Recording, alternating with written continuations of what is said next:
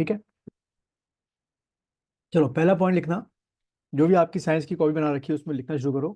पहला लिखिएगा, देखिए प्लांट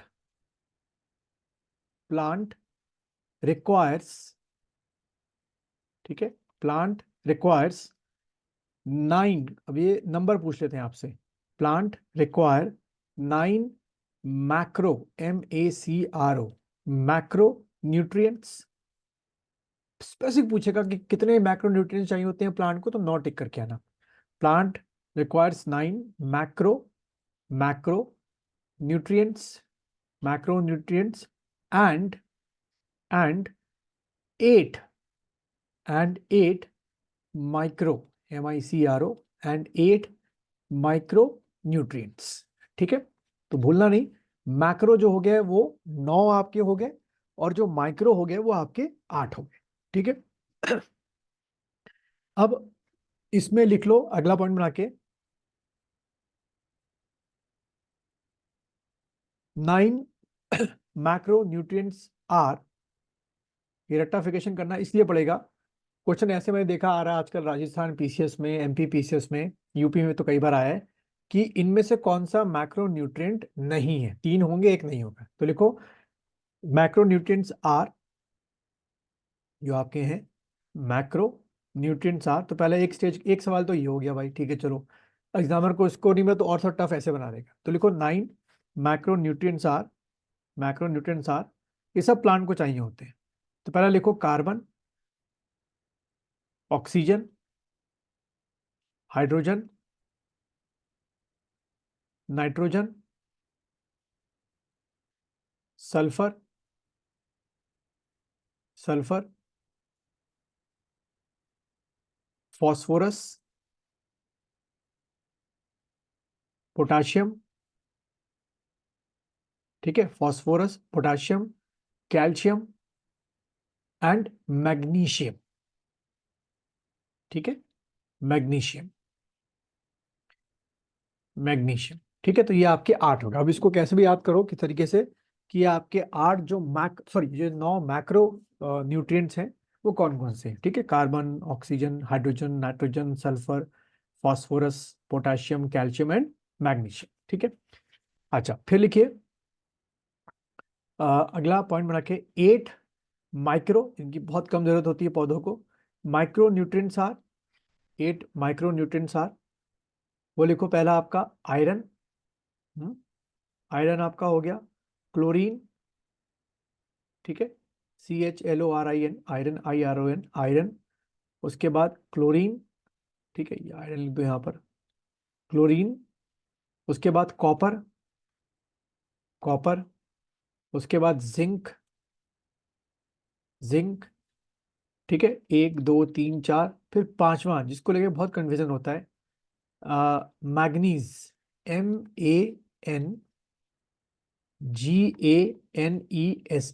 मैग्नीज। जो ऊपर आपने लिखा था मैक्रो न्यूट्रिएंट्स में वो मैग्नीशियम था, और ये जो आपका माइक्रो न्यूट्रिएंट्स में है, वो आपका है मैग्नीज। ठीक है, मैग्नीज।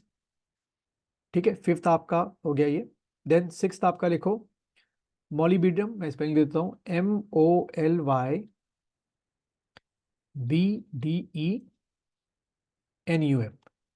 ठीक है, ये भी आपका माइक्रो न्यूट्रिएंट्स है।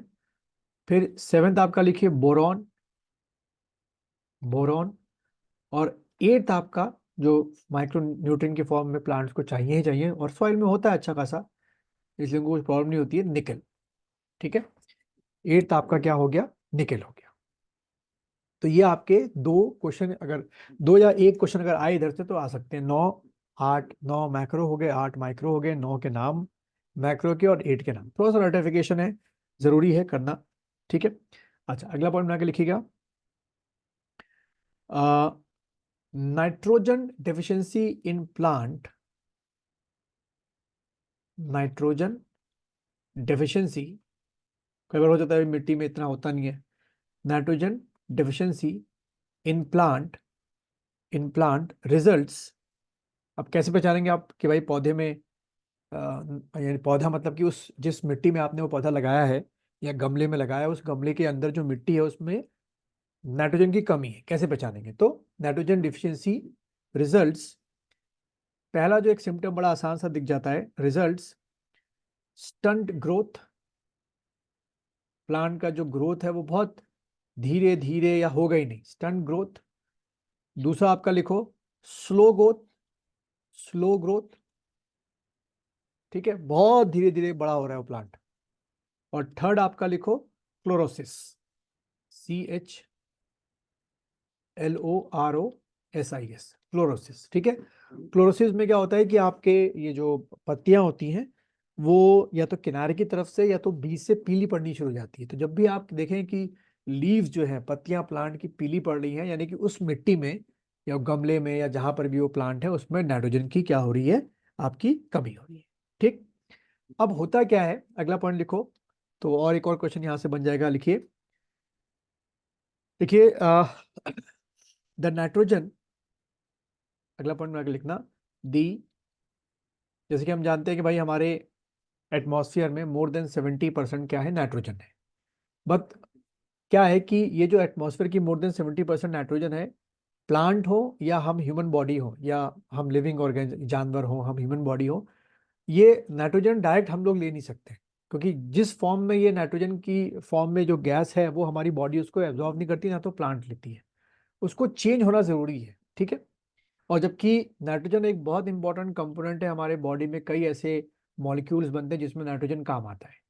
तो इसमें लिखो nitrogen is taken up, point बना के लिखिए, nitrogen is taken up by plants, लेते हैं प्लांट्स नाइट्रोजन, लेकिन by plants in the form of, किस फॉर्म में, क्वेश्चन आएगा, in the form of nitrate ion, ठीक है, NITRATE, nitrate ion, in the form of nitrate ion. कुछ इस तरीके से इसका आप लोग को फॉर्मूला दिखाई देगा, अगर एग्जाम में आया, कुछ इस तरीके से नाइट्रेट आयन, ठीक है। अब ये जो नाइट्रेट आयन है ये करता कौन है इनके लिए, प्लांट्स के लिए? तो प्लांट्स में लेगुमिनस आपके कुछ ऐसे कह सकते हो कि सिम्बायोटिक बैक्टीरिया होते हैं जो लगातार इसको चेंज करते रहते हैं, ठीक है, बस ये आपको याद रखना है। अच्छा, आगे बढ़ते हैं हम लोग। नेक्स्ट लिखो, ये भी एग्जाम में आ सकता है, देखिए, पोटाशियम, पोटाशियम रेगुलेट्स, अब इसका क्या काम है भाई, potassium regulates the opening, potassium regulates the opening and closing, ठीक है, potassium regulates the opening and closing of stomata. आपने क्लास 7th 8th में पढ़ा होगा, स्टोमेटा पत्तियों में होता है आपका, closing, opening and closing of stomata, ठीक है। तो यानी कि अगर मिट्टी में पोटाशियम की कमी होती है तो प्लांट में भी पोटाशियम की कमी होगी, और उसके सीधा सीधा अगर स्टोमेटा टाइम से खुल नहीं रहे हैं और बंद नहीं हो रहे हैं तो सीधे सीधा प्लांट की किस पे असर पड़ेगा, फोटोसिंथेसिस पर असर पड़ेगा, तो इसलिए बहुत जरूरी है।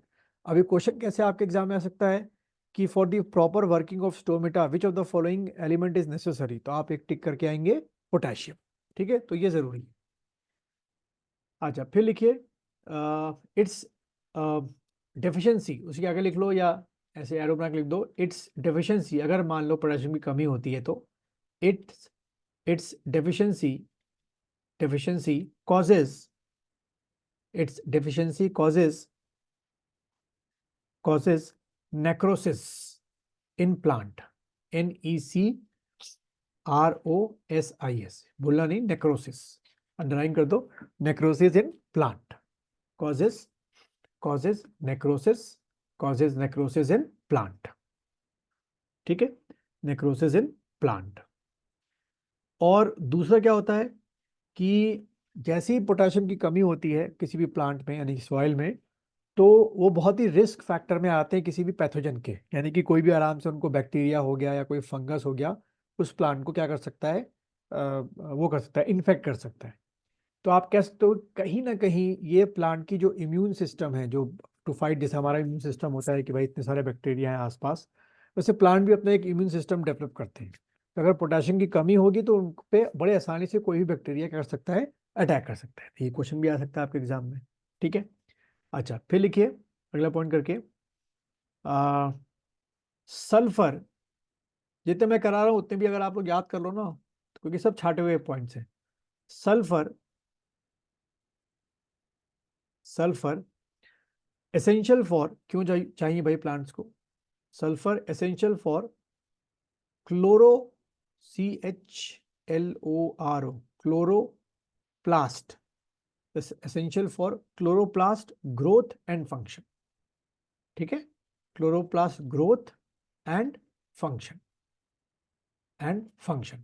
यानी कि जब भी सल्फर की कमी होगी क्लोरोप्लास्ट में क्या होगी, आपकी परेशानी होगी। क्लोरोप्लास्ट अगर ढंग से काम नहीं करेंगे तो क्या होगा उसका सीधा असर, आपका जो फोटोसिंथेसिस है वो आपका ढंग से नहीं होगा।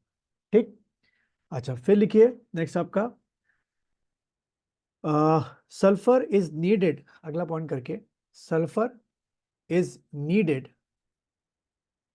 Sulphur is needed for nitrogen fixation. मैंने बताया था अभी, sulphur is needed for nitrogen fixation, nitrogen fixation by leguminous plants, LEGUMES, leguminous plant.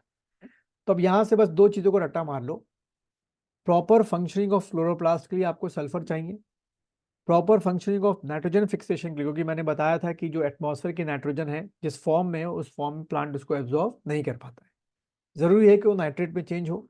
तो उसके लिए बहुत एक कॉम्प्लेक्स आपका कह सकते हो इक्वेशन है। तो बस आपको इतना याद रखना है कि फिक्सेशन प्रॉपर ढंग से होती रहे प्लांट के अंदर नाइट्रोजन की, तो उसके लिए सल्फर आपको चाहिए। तो इसका मतलब क्वेश्चन कैसे आ सकता है कि भाई अगर सल्फर नहीं मिल रहा है प्लांट को सॉइल के थ्रू, तो नाइट्रोजन फिक्सेशन नहीं हो पाएगी। ठीक है, अच्छा फिर लिखिए नेक्स्ट आपका, कैल्शियम, जैसे कि हम ह्यूमन को चाहिए होते हैं भाई कैल्शियम बोन्स के लिए, है ना, तो प्लांट को भी चाहिए कैल्शियम। लिखिए कैल्शियम रेगुलेट, अब क्यों चाहिए प्लांट को कैल्शियम, तो calcium regulate the transport, the transport of other nutrients in plant. ठीक है, transport of other nutrients in plant. यानी कि कह सकते हो कि अगर थोड़ा सा अगर कैल्शियम की कमी है तो माना कि मिट्टी से, सॉइल से आपका प्लांट जो है वो एब्जॉर्व तो कर रहा है न्यूट्रिशन, लेकिन पूरे प्लांट में सर्कुलेट नहीं कर पा रहा है, क्यों? क्योंकि उसमें कैल्शियम की कमी है। ठीक है, वैसे तो नॉर्मली हर मिट्टी में, कोई भी आप मिट्टी उठा के देख लो, कैल्शियम आपको मिल ही जाता है। ठीक है, तो ऐसा बहुत कम होता है आपका। अच्छा फिर लिखो इसी में कैल्शियम से रिलेटेड एक डिजीज है कि अगर मान लो कैल्शियम की कमी होती है, तो एग्जाम में मैंने देखा है 2 बार ये क्वेश्चन आया, लिख लो ब्लॉसम, सीधा पॉइंट बना के लिखो, blossom BLOSSOM, blossom and rot, drawing कर दो इसको, blossom and rot resulted due to the deficiency of calcium, blossom and rot resulted in plant, blossom and rot resulted in plant, resulted resulted in plant due to the deficiency of, due to the deficiency of किससे, deficiency of आपका calcium. ठीक है, अच्छा फिर लिखिए, ये question बहुत बार repeat हुआ है पता नहीं क्यों, लिखिए मैग्नीशियम, तो बिना पीछे देखे बताओगे भाई मैग्नीशियम किसमें था, माइक्रो में कि मैक्रो में? अच्छा तो इसीलिए याद नहीं होगा, सर मैक्रो, मैक्रो में। ठीक है, तो लिखो मैग्नीशियम, इसका फॉर्मूला इस तरीके से आपको दिखाई देगा, magnesium played a very important role in in the making of chlorophyll molecule, magnesium played a very important role in making of chlorophyll molecule. तो यानी कि अगर प्लांट में मैग्नीशियम की कमी हुई सॉइल में, तो सीधा क्लोरोफिल नहीं बनेंगे, तो क्लोरोफिल नहीं बनेंगे तो प्लांट अपने आप अपना खाना बना ही नहीं पाएगा। क्लोरोफिल मॉलिक्यूल, क्लोरोफिल मॉलिक्यूल, और ये बहुत बार क्वेश्चन आया है कि इनमें से कौन सा ऐसा आपका एलिमेंट है जो क्लोरोप्लास्ट या क्लोरोफिल के बहुत इंपॉर्टेंट मायने रखता है, तो आपने टिक करना है मैग्नीशियम, और मैग्नीशियम भी दे रखा होगा पर मैग्नीशियम को टिक करके आना। ठीक है, फिर लिखो नेक्स्ट आपका आयरन। ठीक है, आप में से कोई बता सकता है मुझे कि हमारी ह्यूमन बॉडी को आयरन क्यों चाहिए होता है? भाई हमारी हड्डियां तो कैल्शियम की बनी हुई है, आयरन की तो बनी नहीं है, बट आयरन हमारे लिए बहुत इंपॉर्टेंट है। कुछ अगर कभी पढ़ा हो, क्लास 9 का याद आ रहा हो तो, या 10 तक में। Blood, sir for blood. हाँ बढ़िया, ब्लड, बहुत बढ़िया। और ब्लड में क्या चीज़ होती है ऐसा जो आयरन क्लेम, मतलब आयरन से ही बनती है? उसका आप लोग जांच भी करते हो? अरे हाँ, क्या बोल रहे थे? मतलब आरबीसी एंड प्लेटलेट। ना ना ना, हीमोग्लोबिन, ये वर्ड सुना है, हीमोग्लोबिन, यस सर। है ना? तो वो हम हीमोग्लोबिन की जांच करवाते हैं ना कि भाई 14-15 के करीब आपका हीमोग्लोबिन होना चाहिए। असल में आपका जो हीमोग्लोबिन है, ही प्लस ग्लोबिन, ये दो से मिलके बना हुआ है। यहाँ हीम जो है वो असल में आयरन है, और ग्लोबिन जो होता है वो एक तरीके का प्रोटीन होता है। तो दो से मिलकर हमारा हीमोग्लोबिन बनता है। तो ये हमारे तो आयरन चाहिए, क्यों? क्योंकि ऑक्सीजन के मॉलिक्यूल कैरी ऑन सके। अगर आप में या किसी भी इंसान में जब हीमोग्लोबिन की कमी होती है तो उसकी जो ऑक्सीजन कैरिंग कैपेसिटी होती है वो कम हो जाती है। हमारे में तो आयरन का मेन यूज क्या है? ऑक्सीजन को कैरी करना, जो हम सांस लेते हैं। खैर, प्लांट में देख लेते हैं क्या काम है भाई। लिखो, आयरन हेल्प्स इन, ये प्लांट की बात हो रही है, iron helps in electron transport of plant, helps in, बस ये टिक करके आ जाना, electron, electron transport, electron transport of plant, electron transport of plant. ठीक है।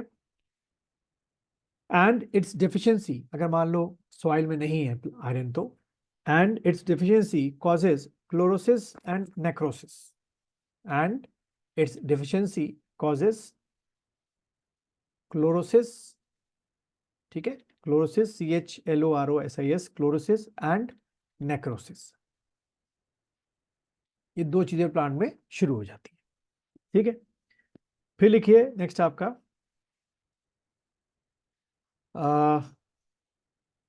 इन प्लांट, ये भी बहुत बार रिपीट हुआ है, आपने क्लास 10 में पढ़ा होगा शायद। In plant two types of transportation tissue is present, two types of transportation tissue, उनका फेवरेट क्वेश्चन है ये, two type of transportation tissue is present.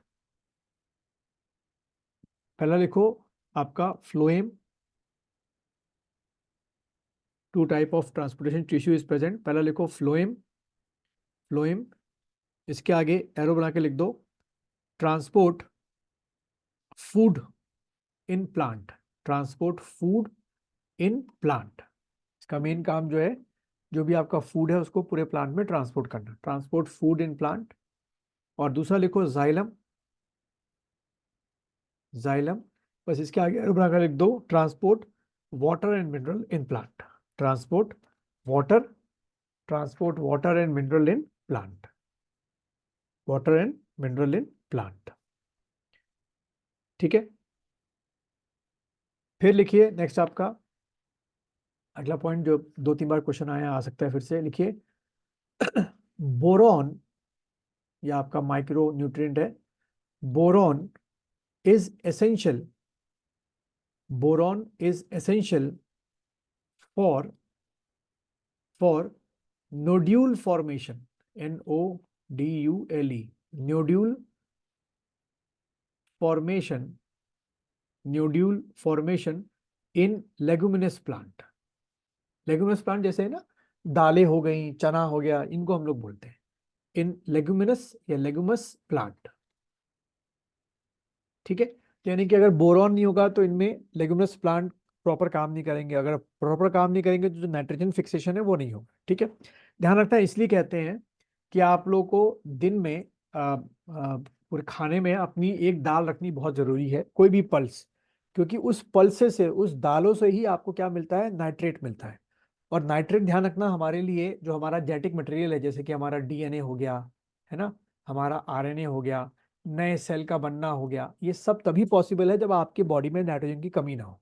अगर नाइट्रोजन अच्छा मिल रहा है, यानी कि आप दाल प्रॉपर खा रहे हैं, तभी आप में ये DNA लगातार बनता रहेगा, सेल लगातार बनता रहेगा, RNA लगातार बनता रहेगा। ठीक है, और इसलिए कहते हैं कि आपको हर हालत में दिन में एक बार या 2 दिन में एक बार आपको दाल खानी ही चाहिए, क्योंकि फिर नाइट्रोजन आपकी बॉडी में कमी शुरू हो जाती है। तो ये ध्यान रखना भाई, बोरॉन क्या है? नोड्यूल फॉर्मेशन है, किसके लिए? लेगुमिनस प्लांट के लिए। ठीक, अच्छा, फिर अगला बढ़ते हैं हम लोग। नेक्स्ट लिखिए, ये भी मैंने आप लोग के लिए छाट रखे थे क्वेश्चन, हाँ ये आ सकते हैं।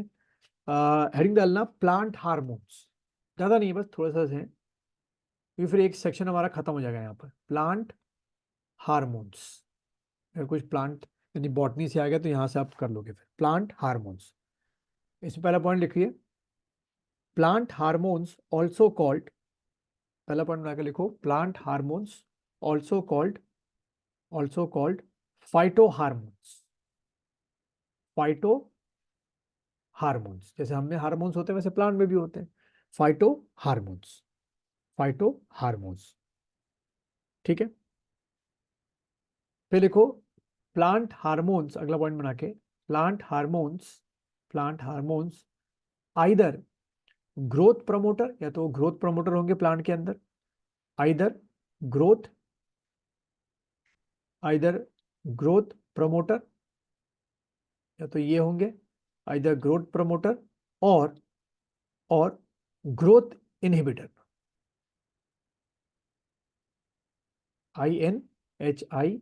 INHIBITOR, ठीक है। ग्रोथ प्रमोटर होंगे या ग्रोथ इनहिबिटर्स होंगे। फिर अगला पॉइंट लिखो, some growth promoter hormones are, some growth promoter hormones are, यानी कि भाई ये प्लांट में ग्रोथ जो है बहुत अच्छी प्रमोट करते हैं, तो अच्छा है भाई, ये मिल जाए प्लांट को तो जल्दी ग्रोथ होगी। तो देखो कौन कौन से हैं, सम ग्रोथ प्रमोटर हार्मोन्स आर, भूलना नहीं इसको, सबसे पहले लिखिएगा ऑक्सिन, AUXIN, ठीक है। सेकंड आपका लिखिए, पहले स्पेलिंग लिखता हूँ, GIBBERELLIN,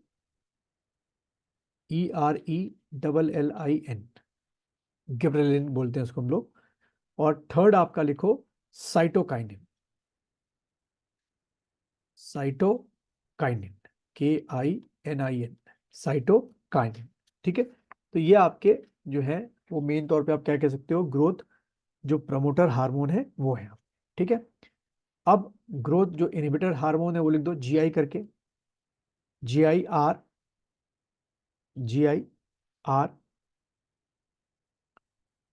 इसमें लिखिए एक आपका सबसे, दो ही आपको नाम याद रख लो बहुत है। पहला लिखो ABA, इसको हम लोग बॉटनी में ABA लिखते हैं कैपिटल लेटर्स में, और इसको अगर पूरा लिखें तो कुछ इस तरीके से स्पेलिंग होगी, ABS, थोड़ा सा रट्टा मारना पड़ेगा आप लोग को, एबिस्कस करके एसिड, ठीक है। एक तो ये पहला हो गया, इनहिबिटर की तरह काम करता है ग्रोथ इनहिबिटर प्लांट्स में। और दूसरा आपका लिखिए एथिलीन, EHTYLENE, एथिलीन, ठीक है। ये दो आप बस आप पहले याद रख लो, ठीक। तो थोड़ा सा ऑक्सिन का देख लेते हैं। तो पहले मैंने क्या बताया था आपको, प्रोमोटर के तौर पे ऑक्सिन हो गया, गिबरेलिन हो गया और साइटोकाइनिन हो गया, ठीक है। तो पहले तो ये याद कर लो, और इसमें इनहिबिटर में आपका AB हो गया और आपका एथिलीन हो गया, ठीक है। अब अगले पॉइंट में आके लिखिएगा, नेक्स्ट पॉइंट से, एक मिनट, इसमें मेन पॉइंट में आपको लिखा देता हूँ बस, हाँ इसमें लिखिए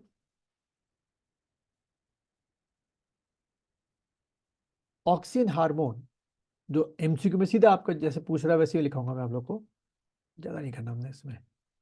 ऑक्सिन हार्मोन, वही बताया मैंने कि भाई ऑक्सिन हार्मोन क्या हो गया, ग्रोथ प्रमोटर हार्मोन हो गया प्लांट के अंदर। तो लिखो ऑक्सिन हार्मोन कंट्रोल्स, दो चीजें कंट्रोल करता है।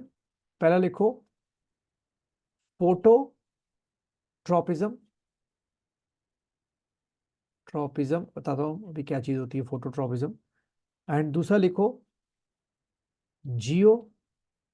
जियोट्रोपिज्म, जैसे अभी आपके क्लास के पहले ना 7:30 तक नेट नहीं चल रहा था, 7:25 तक नेट बंद हो रखा था, पता नहीं क्यों, और दोपहर से मुझे लगा आज भी लगता है क्लास होती नहीं है, और 7:30 में ठीक 7:30 पे नेट चलना शुरू हो गया, जियो से याद आ गया ना मुझे। वो अभी भी केबल जुड़े नहीं, पता नहीं हमारे क्या चक्कर चल रहा। तो फोटोट्रोपिज्म हो गया और जियोट्रोपिज्म आपका हो गया, ठीक है।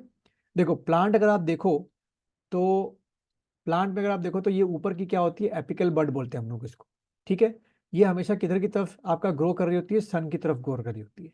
और ठीक इसके उल्टा अगर आप देखो, जो आपकी क्या होती है, सॉइल होती है, सॉइल के नीचे जो आपकी क्या होती है, रूट्स होती हैं, ये सब क्या होती है, जियोट्रॉपिज्म होती है। ठीक है, तो ये नीचे की तरफ ग्रो करती है। इनका होते है कि भाई टुवर्ड्स दी ग्रेविटी, मतलब सन से ठीक उल्टा चल रहे होते हैं। ठीक है, तो इन दोनों को जो ग्रोथ है इनकी, कि भाई ऊपर भी आपकी प्लांट की हाइट बढ़ती रहे टुवर्ड्स दी सन, और नीचे भी आपकी जितना गहरा हो सके जड़ें नीचे जाए तो प्लांट और उतना मजबूत होगा, स्टेबल रहेगा, और उतना खाना पीना पानी नीचे से एब्जॉर्ब करेगा। तो वो कौन करता है, आपका ऑक्सीजन हार्मोन करता है। ठीक है, अगर ये ऑक्सीजन ढंग से ना बने प्लांट के अंदर, तो ये दोनों प्रोसेस रुक जाएंगे, यानी कि प्लांट की जो ग्रोथ होगी वो स्टंट हो जाएगी, रुक जाएगी। बस इतना आपको ध्यान में रखना है। ठीक है, अच्छा फिर लिखिए, auxin also control the growth of fruits and leaves. एक और पॉइंट लिख दो, auxin also controls the growth of fruit and leaves. Roots, growth of fruits and leaves. And leaves. ठीक है, फिर लिखिए अगला, नेक्स्ट पॉइंट करके, जो सेकंड आपका प्रोमोटर हार्मोन था, क्या, गिबरेलिन जो था, GIBBERLLIN। इसमें देखो, it is also called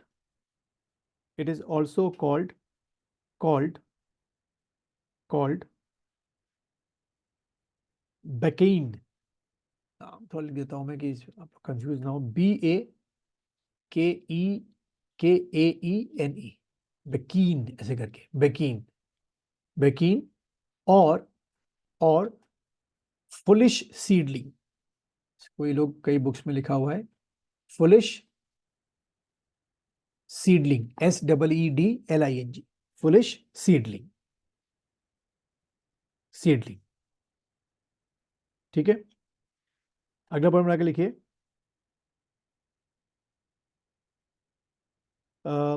this hormone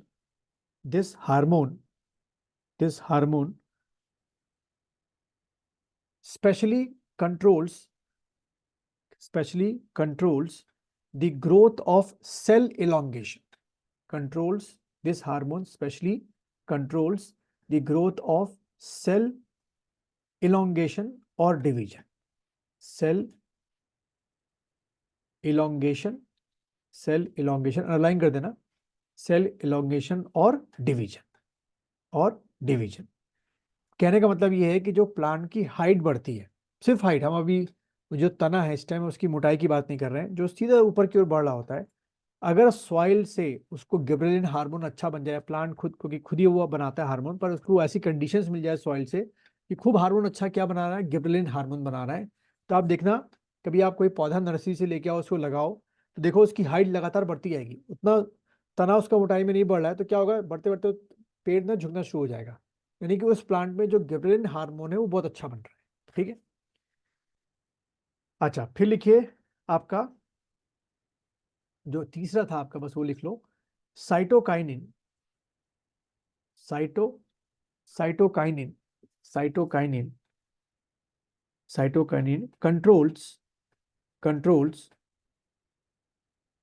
cell division. जो साइटोकाइनिन था इसको लिख दो, कंट्रोल्स सेल डिवीजन। एक तो वो करता है कंट्रोल, ठीक है, सेल डिवीजन, बस इसमें ज्यादा नहीं है, cell division and, sorry comma करके लिखो, दूसरा एक और फंक्शन, सेकंड फंक्शन है सेल डिवीजन। दूसरा लिखिए मॉर्फोजेनेसिस, बड़ा इंपॉर्टेंट फंक्शन है कि भाई कौन सा प्लांट का पार्ट क्या बनेगा, morphogenesis.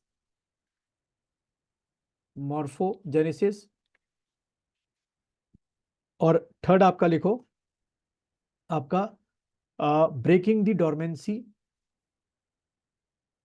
Breaking BREKING, breaking the dormancy of seed.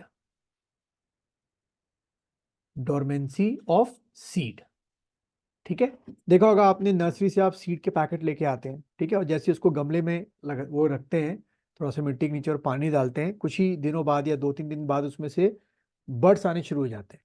ठीक है, तो जब तक आपने उसको पैकेट के अंदर रखा था या कहीं पड़े हुए थे, तो वो तब उसमें बर्ड्स क्यों नहीं आते, क्योंकि ये हार्मोन उसको रोक के रखा था, क्योंकि उसको पता था कि जब तक फेवरेबल चीजें नहीं मिलेंगी, पानी हो गया, खाद हो गया, उससे बडिंग निकाल के फायदा नहीं है, ठीक है। तो ब्रेकिंग डोरमेंसी ऑफ सीड, तो ये साइटोकाइनिन हार्मोन तभी एक्टिवेट होता है जब आप एक पर्टिकुलर सीड को रखें पानी में या मतलब गीली मिट्टी में, और वो देख के वो उगना शुरू हो जाता है। और दूसरा, जो पहले से प्लांट आपका चल रहा है किसी गमले के अंदर या मिट्टी के अंदर, तो उसमें सेल डिवीजन हो गया, मॉर्फोजेनेसिस हो गया कि प्लांट का कौन सा पार्ट क्या बनेगा, तो वो साइटोकाइनिन आपका कंट्रोल करता है, ठीक है। चलो आज के लिए हम लोग इतना रखते हैं। मैं आप लोग 10 मिनट या 15 मिनट बाद ना पेपर भेजता हूँ, वही 100 क्वेश्चन भेजूंगा उत्तराखंड के, उसको अटेंड करना, और 1-2 घंटे बाद मैं आपको उसका आंसर की भेज दूंगा, ठीक है। तो मुझे बताना, चेक करके अभी कर रहे हो तो अच्छी बात है, आज अभी कर लो, कल पे, क्योंकि कल मैं और दिन में भेजूंगा आप लोग को, क्योंकि ऐसे क्वेश्चन हमारी जल्दी खत्म नहीं होंगे। तो मैं कल चाह रहा हूँ कि कल परसों में जितने मेरे पास क्वेश्चन पड़े हुए हैं, ये जो मुझे लग रहा है इसमें से काफ़ी क्वेश्चन आ सकते हैं, वो आप लोग कर लो, ठीक है। चलो फिर हाँ, मैं 10-15 मिनट में आप लोग को पेपर भेजता हूँ फिर।